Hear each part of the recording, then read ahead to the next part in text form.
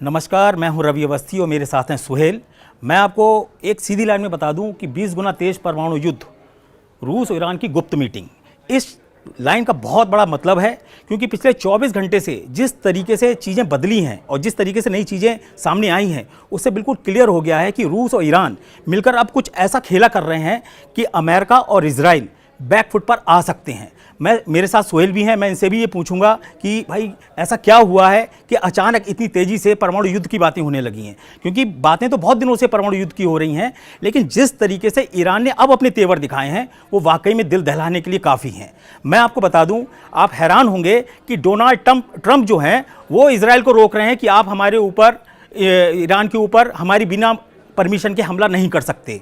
और इजराइल भड़क रहा है, नेतन्याहू भड़क रहे हैं ट्रंप के ऊपर कि आप चाहते क्या हो, क्या हमारे ऊपर परमाणु अटैक ईरान से करवा दोगे। वो ऑलरेडी कुछ तो खबरों में यहां तक दावा किया गया है कि ईरान हो सकता है कि हर महीने 5 परमाणु बम बना ले।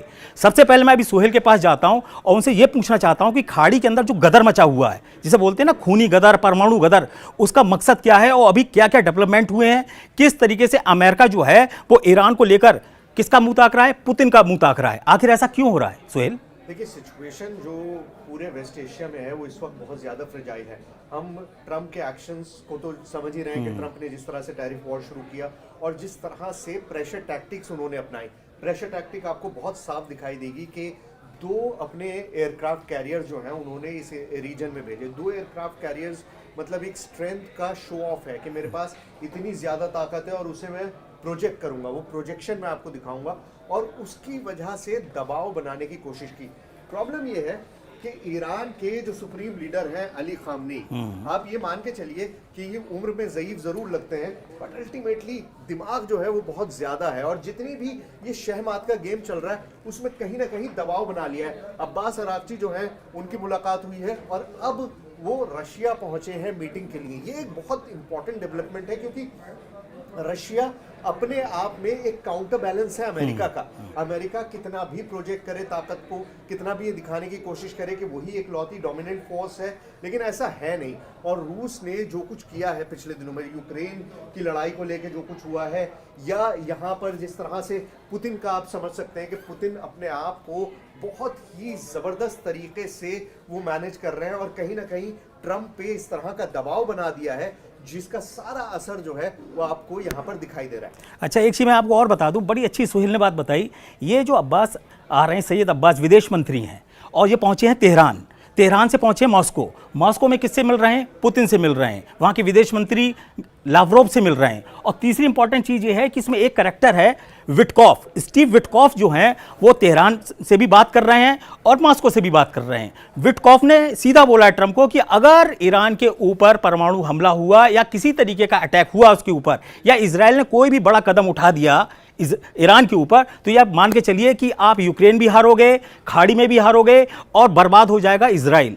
इजराइल को डर यह है कि साल 2015 में ट्रंप ने, अमेरिका ने एक समझौता किया था ईरान से, लेकिन उसमें दिक्कत यह थी कि उसमें ईरान जो था उसको ये लोग परमाणु हथियारों के डेवलपमेंट से रोक ही नहीं पाए। और यही वजह है कि अब दावा किया जा रहा है किसकी तरफ से, जो अंतर्राष्ट्रीय परमाणु एजेंसी हैं IAEA के चीफ राफेल ग्रॉसी, वो तो इस वक्त पहुंच चुके हैं तेहरान। उन्होंने वहां पहुंचने से पहले क्या बोला कि देखिए अब आप ईरान को रोक नहीं सकते, वो परमाणु और एटम बम बना लेगा, उसके पास सारी चीजें पहुंच चुकी हैं। रक्षा विशेषज्ञ उन्होंने कहा आप 60% की बात कर रहे हो, ईरान तो 90% के करीब पहुंच चुका है और वो आराम से हर महीने 5 परमाणु बम बनाने की क्षमता रखने वाला है। तो ऐसे हालात में आप अंदाजा लगा सकते हैं कि ईरान की परमाणु ताकत अगर रशिया की परमाणु ताकत से मिल जाएगी तो फिर अमेरिका और इजराइल क्या करेंगे? दोनों परमाणु शक्ति हैं, फिर तो बैलेंस बराबर होगा ना, एक तरफा युद्ध ही नहीं होगा। एक चीज मुझे बताइए सुहेल, जो बार बार एक तरफा युद्ध कर रहा था अमेरिका और इजराइल की तरफ से, जैसे उन्होंने हूती पे अटैक कर रहे हैं, गाजा में अटैक कर रहे हैं, बेरूत में, लेबनान में किया, अब क्यों नहीं कर पा रहे हैं? देखिए, किया सब कुछ किया और सब कुछ करने के बाद रिजल्ट क्या हुआ? अल्टीमेटली आज क्या हुआ है, हमास से वापस निगोशिएशंस आगे बढ़ती जा रही हैं, जबकि आपने उन्हें डिक्सिमेट करने के लिए, उनको खत्म करने के लिए जितना गोला बारूद हो सकता था वो इस्तेमाल कर लिया। हूती पर अमेरिका ने इजराइल को बोला कि हूती को हम देख लेंगे, तुम हमास को देखो। यही एटीट्यूड था ना जब शुरू हुआ था कि हूती को हम देख रहे हैं, तुम हमास को देखो, हूती हम पर छोड़ दो। हूती क्या हुआ? आज तक इजराइल पर मिसाइल्स जो है वो फायर हो रहे हैं।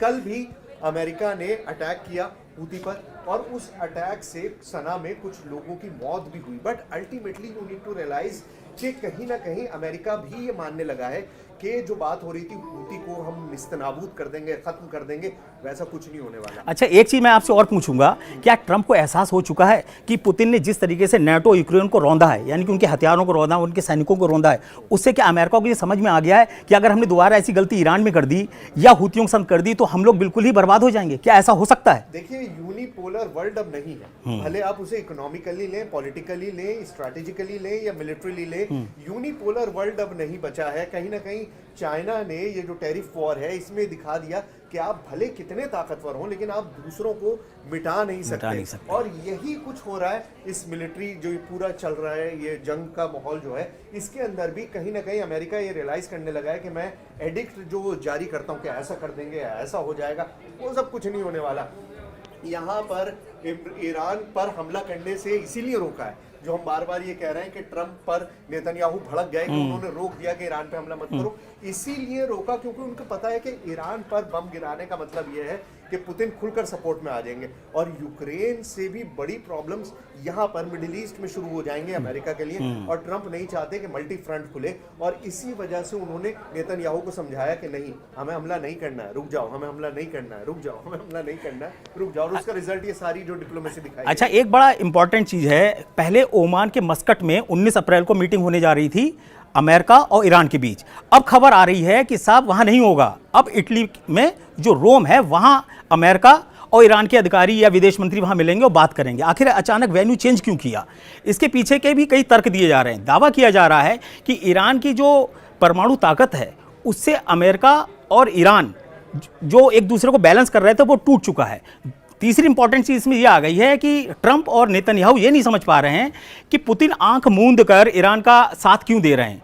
इसके पीछे की जो रक्षा विशेषज्ञ हैं उनका साफ कहना है कि ईरान ने अपने देश का वजूद दांव पे रखकर सारे हथियार रशिया को दिए हैं कि आप इसको जीतिए और अगर हम पे संकट आए तो आप हमको बचाइए। अभी स्थिति यह है कि पुतिन ने बोला है कि देखो युद्ध बहुत अहम मौके पर पहुंच चुका है, और आपके स्टीव विटकॉफ ने साफ बोला है कि भाई अगर आप ईरान को कंट्रोल कर लोगे तो आपको हम यूक्रेन में 5 इलाके दिला देंगे। पुतिन इस पे राजी हो रहे हैं, ऐसा सूत्रों के हवाले से खबर है। अगर 5 इलाके पुतिन को मिल जाते हैं तो ईरान के लिए तो बल्ले बल्ले हो जाएगी ना उधर। ईरान पे कंट्रोल करेंगे कैसे? जरा ईरान के हथियारों का जखीरा बिल्कुल देखिए। बिल्कुल बिल्कुल पूरी एक सिटी है, यहाँ पर मल्टीपल सिटीज इस तरह की हैं। ये पूरी सिटी है जिसमें बम और मिसाइल्स भरे पड़े हैं। ये पूरी सिटी आप देखिए, शहर का शहर है, गाड़ियां चल रही हैं, इस सुरंग के अंदर गाड़ियां चल रही हैं और उन गाड़ियों से मिसाइल्स और जो भी वहां पर आर्मामेंट्स मौजूद हैं वो लाइन से दिखाए जा रहे हैं। एक छोटा शहर बसा हुआ है जो पूरा का पूरा हथियारों से भरा हुआ है। जब इतनी ज्यादा तैयारी हो और शाही ड्रोन, जिस तरह से शाही ड्रोन ने यूक्रेन में अपना असर दिखाया, उससे आप ये तो कह सकते हैं कि टेक्नोलॉजी के मामले में सारे चीजों के बावजूद ईरान पीछे नहीं है। और इसीलिए जो उनके जनरल है ना, जो जीप पे बैठे हुए इस तरह से सीना खुला, कॉन्फिडेंस जो है वो दिखाई दे रहा है कि हमें डर कुछ नहीं है, अगर मुकाबले की बात आएगी तो मुकाबला भी। ये सुहेल ने जो आपको भी मिसाइल सिटी पूरी दिखाई है, आपको इसके बारे में थोड़ी जानकारी दे दूं। ऐसे दावे किए जाते हैं, किसी के पास सबूत नहीं, ऐसे दावे किए जाते हैं कि 1 लाख से ज्यादा घातक मिसाइलें ईरान के पास हैं, जिसमें खैबर शेकेन, खुर्रम शहर, इमाद, गदर जैसी घातक मिसाइलें हैं। इसमें कुछ हाइपरसोनिक भी हैं। और एक चीज आपको और बता दूं, अभी 24 घंटे पहले ईरान ने अपना एक नया एयर डिफेंस, है तो पुराना लेकिन उसका एक नए वर्जन का कहते हैं ना सफलतापूर्ण परीक्षण किया। उसका नाम है बावर 373। बावर 373 एक ऐसा एयर डिफेंस है जिसके बारे में दावा किया जा रहा है कि वो अमेरिका के F-35 को भी उड़ा सकता है। वो दावा किया जा रहा है कि वो इजराइल के F-16 और F-15 क्लास के जो जेट्स हैं उनको भी उड़ा सकता है। तो आप अंदाजा लगा सकते हैं कि ईरान की तैयारी कितनी तेजी से चल रही है। वो 3 साल से तैयारियां कर रहा है ईरान, वो हंसी खेल नहीं है इतनी लंबी तैयारी कर लेना। अब सवाल उठता है कि भाई ऐसा भी नहीं है कि ईरान और रूस मिलकर उठा के और उसको अमेरिका को, इजराइल को, सबको काबू में कर लेंगे। ऐसा भी नहीं है कि यूरोप चुपचाप बैठा रहेगा अगर ईरान को ताकत मिल जाएगी। अच्छा, एक चीज़ बताइए, खाड़ी के अंदर ईरान पे ही सारा दांव क्यों लगा रहे हैं? चाहे वो अमेरिका हो, चाहे वो इजराइल हो, चाहे यूरोप की कुछ कंट्रीज हो, ऐसा क्यों है? क्या ईरान इतना ताकतवर मुल्क है जबकि शिया मुल्क है वो? शिया मुल्क होने के बावजूद उसने सबको कंट्रोल कर रखा है, जबकि सऊदी अरब उसके खिलाफ रहता है। यहाँ पर ना सेंसिबिलिटी समझनी पड़ेगी। मैं आपको थोड़ा सा पीछे ले हाँ, जाना चाहूंगा। इस्लाम के आने से पहले 1400 साल पहले अगर हम बात करें तो दुनिया की दो सबसे बड़ी एम्पायर थी। जैसे आज अमेरिका है, उस तरह से पर्शियन एम्पायर और बाइजेंटियन एम्पायर थी। और वो पर्शियन एम्पायर इसी इलाके में थी जहाँ आज ईरान के लोग हैं। बहुत पुरानी ये लोग हैं, बहुत पुरानी यहाँ पर सिविलाइजेशन थी। और माना ये जाता है कि जो फारस की खाड़ी के लोग हैं, जो पर्शियन लोग हैं, वो बेहद समझदार, सुलझे हुए और सरकार को चलाना और बड़े राज्यों को स्थापित करना, उसमें वो माहिर हैं। और कुछ ना कुछ यहाँ पर दिखा है। जब से इस्लामिक रेवोल्यूशन हुआ उसके बाद से ईरान ने जिस तरह से प्रोजेक्शन ऑफ पावर किया है अपने प्रॉक्सीज के थ्रू। अब देखिए, ईरान डायरेक्टली अगर लड़ाई लड़ता तो अभी तक सारे देश मिलकर उस पर हमला कर देते और ईरान को खत्म कर देते। ईरान ने क्या किया, अपने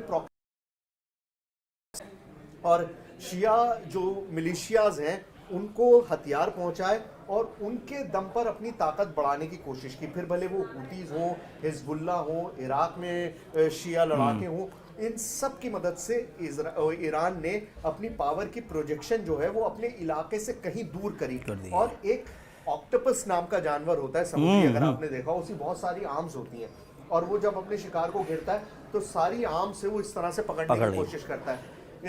ईरान जो है करीबन वही गेम खेल रहा है इजराइल के साथ। अपने आर्म्स उसने अलग अलग बना रखे हैं। एक आर्म उसका हिजबुल्ला है, एक आर्म उसका हूती है, एक बार उसका शिया मिलिशिया है जो इराक में है, जो सीरिया में है। और इन सब से वो घेरना चाह रहा है। लेकिन ऑक्टोपस का हेड जो है, जो सर है, वो ईरान है। अच्छा, एक चीज़ आपको और बता दूं, यहाँ बार बार आप एक नाम देख रहे होंगे, उसमें आ रहा है ब्रिगेडियर जनरल अमीर अली। ये कौन है पता? ये IRGC यानी कि ईरान की वायुसेना के चीफ हैं। ये वही बंदे हैं, ये वही ब्रिगेडियर जनरल है जिसने साल 2024 में जब इजराइल पर मिसाइल अटैक किया था तो पूरा कमांड उसके हाथ में था। खामनेई ने उनको ऑर्डर दिया कि तुमको ये करके दिखा सकते हो? उसने कहा मैं बिल्कुल दिखा सकता हूँ। खामनेई ने उनसे पूछा, ऐसा निकला है पेपरों में, वहाँ की मीडिया में ईरान की, कि ये बताइए कि यहाँ हमारे तेहरान से और इजराइल की दूरी लगभग 2000 से 2200 किलोमीटर है, क्या हम इतनी दूर तक मिसाइलों से अटैक कर सकते हैं? आप विश्वास नहीं मानेंगे, इसी ब्रिगेडियर जनरल अमीर अली ने वो कारनामा करके दिखाया और इजराइल के कम से कम 10 इलाकों में हर तरीके की मिसाइलें उसने गिरा के दिखाई। उसमें खुर्रम शहर और शेकेन और गदर जैसी मिसाइलें भी थीं। अब आप इसी से अंदाजा लगा सकते हैं। सर, ये तब मुमकिन हुआ जब वहां पर डिफेंस के लिए आयरन डोम भी था, एरो मिसाइल सिस्टम भी था। मतलब जो दुनिया के top most missile defence system हैं वो सारे वहां पर डिप्लॉयड थे। पहले से पता था, जानकारी थी, तैयारी थी। उसके बावजूद भी इस हमले को करके ईरान ने ये दिखा दिया कि अल्टीमेटली उसने अपनी मिसाइल पावर को इतना ज़्यादा डेवलप कर लिया है कि वो इजराइल के किसी भी हिस्से में कभी भी पहुंच सकता है। और यही डर जो है उसने अभी तक रोका हुआ है। अगर कोई और मुल्क होता और उसके पास इस तरह का पावर प्रोजेक्शन नहीं होता तो यकीन मानिए इजराइल जितना अग्रेसिव है और जिस तरह से अपने दुश्मनों को वो हर जगह हमला करके मारने की कोशिश करता है, अभी तक उसने ईरान की लीडरशिप को डेसिमेट कर दिया होता, खत्म कर दिया होता।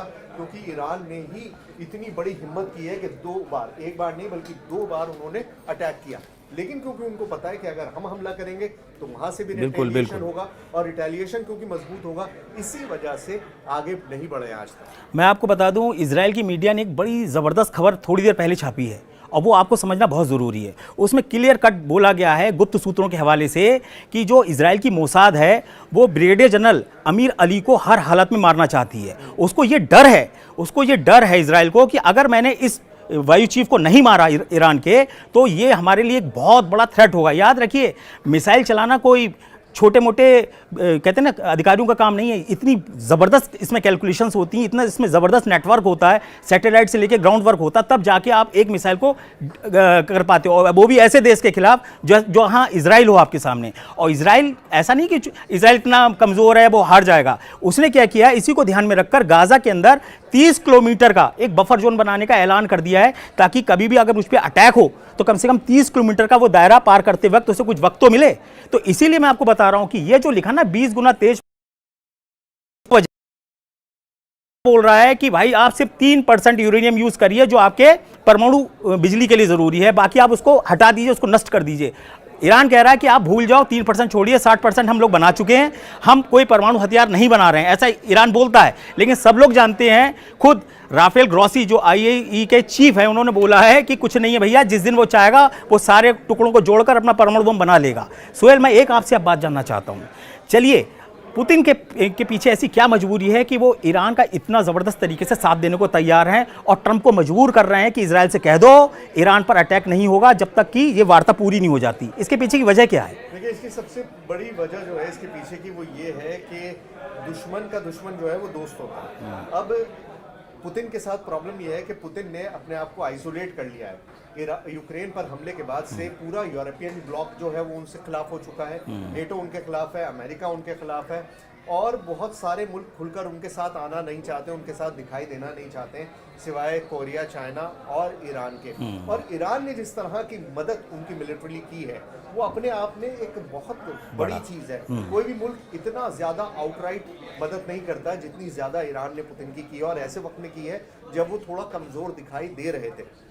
तो कहीं ना कहीं पुतिन को ये समझ आ गया है कि उनको अपने जो दोस्त हैं, जो अपने साथी हैं, वो बहुत चुन के निकालने पड़ेंगे, और इसी वजह से ईरान को इतना ज़्यादा सपोर्ट दे रहे हैं। और दूसरी चीज़ ये है कि पुतिन भी बहुत समझदार आदमी है, अभी तक मतलब हम जाहिर बात है, कहने की ज़रूरत नहीं है, और कहीं ना कहीं वो भी अपनी पावर प्रोजेक्शन को और आगे प्रोजेक्ट कर रहे हैं। ईरान की मदद से वो यूएस पर दबाव बना रहे हैं और उस दबाव बनाने में कामयाब भी हो रहे हैं। बिल्कुल सही। ये जो दबाव वाली बात सोहेल ने बोली, ये बड़ी इंटरेस्टिंग है। आप देखिए ट्रंप ने क्या किया, पहले तो खूब हथियार दिए यूक्रेन को, उसको भस्मासुर बना दिया। अब हथियार नहीं दे रहे हो तो वो रोज जेलेंस्की रोज रोते हैं आके कि ट्रंप आप हमको मरवा रहे हैं, ट्रंप आप यूक्रेन को तबाह कर रहे हैं। ये जो स्थिति है, इससे क्या हुआ है, और उधर ट्रंप ने क्या किया, टैरिफ लगा के यूरोप को भी अपने खिलाफ कर लिया। अब ट्रंप के साथ ना तो जेलेंस्की खड़े होने को तैयार हैं, ना यूरोपियन कंट्रीज खड़े होने को तैयार है, जबकि पुतिन की तरफ ईरान भी है, बाकी भी देश हैं बड़े बड़े जो उसको हर तरीके से हेल्प कर रहे हैं। ऐसी स्थिति में जो रूस के पास कहते हैं ना 500 जो सबसे बेस्ट एटम बम है, वो इसका इस्तेमाल कर सकता है अगर बड़ी युद्ध हो। और अगर ऐसा होता है तो आप ये मान के चलिए कि ईरान और रूस जो है वो आधी दुनिया पर भारी पड़ेंगे। और मैं आपको बता दूं, कल हम इसी वक्त फिर हाजिर होंगे, आपको कुछ नया बताएंगे, क्योंकि रात में भी बहुत डेवलपमेंट होने वाला है, मॉस्को में भी और तेहरान में भी, ये आप मान के चलिए। मैं रवि अवस्थी और सोहेल आपसे फिर कल मिलेंगे और फिर हम एक नए अंदाज से, नए एंगल से आपको सारी चीजें बताएंगे। सोहेल, आप कुछ कहना चाह रहे हैं? मैं बस यही बताना चाह रहा था कि हम यहाँ पे लिख तो रहे हैं कि भाई ये इस तरह के परमाणु हथियार तैयार हो रहे हैं और परमाणु जंग की तैयारी हो रही है, बट लेट्स होप कि ऐसा कुछ ना हो, क्योंकि अगर ऐसा कुछ हुआ सही तो बात वो है। हम सब के लिए बहुत ही बड़ी चुनौती और बहुत ही बड़ी मुसीबत होगी। तो चलिए कल आपसे मुलाकात करते हैं। Good bye.